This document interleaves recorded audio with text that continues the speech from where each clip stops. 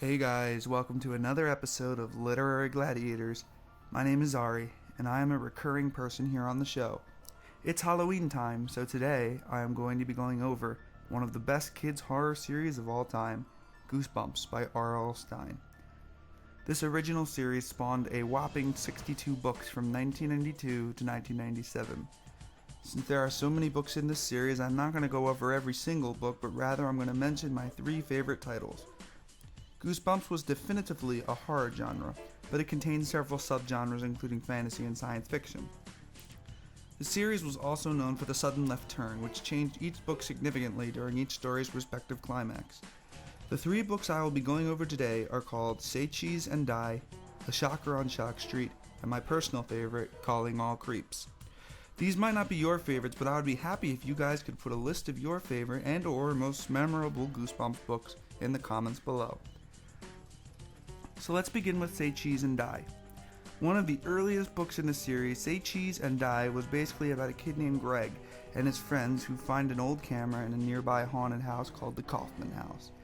They steal the camera and start taking pictures of things, but Greg starts to realize that the pictures being taken are showing the future in some way. For instance, when Greg takes a picture of his dad's car, the picture develops as a wrecked mess.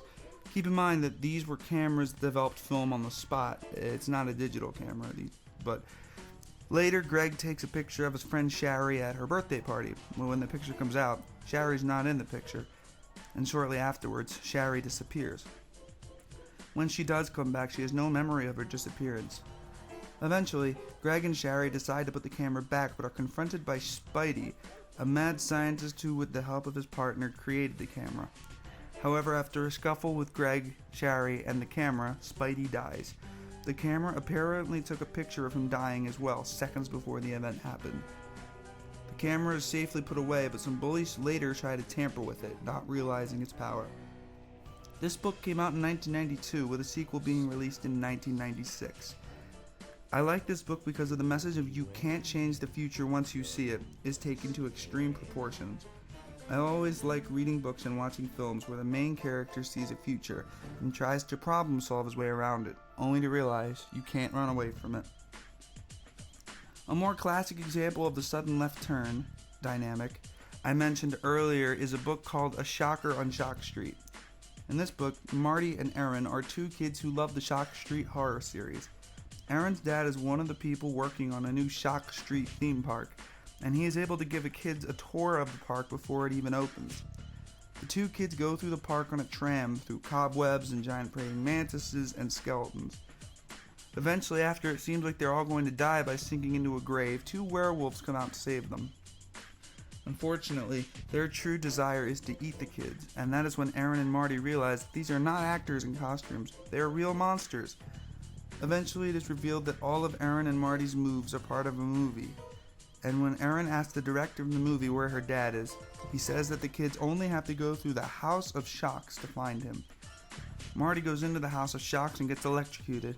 Aaron follows and sees her dad, but while trying to speak, she slowly dies out. The left turn?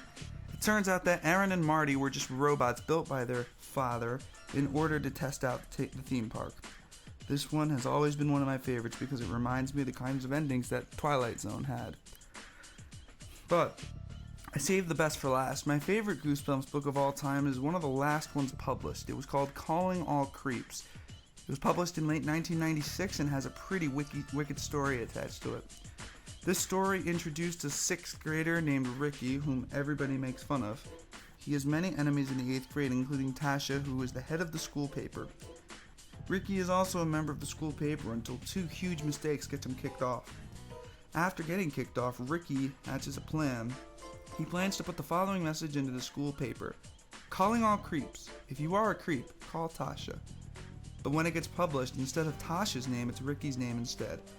This prompts some very odd things to happen. First of all, some of the 8th graders turn out to be real live purple scaly creeps. They think that the newspaper announcement meant that Ricky is the creep commander. Eventually what happens is that the creeps put these seeds into some cookies and, when ingested, will turn someone into a creep. The best part of the story? In the end, instead of Ricky attempting to fight the creeps, he gives everyone a cookie, including himself. Therefore, everybody turns into creeps. It's such a cool ending because for once the bad guys win. You usually don't get this in a Goosebumps book, and that is why this installment has a special place in my heart. There are many other great Goosebumps books out there, including Welcome to Camp Nightmare, Piano Lessons Can Be Murder, and Don't Go to Sleep. Almost every child born in the early 1990s knew about these books and read them, and they were a great series. I hope you enjoyed my review of these 3 classic Goosebumps adventures, and remember to make your own list in the comments. I'm Ari from Literary Gladiators, reminding you to have a happy Halloween and to keep reading.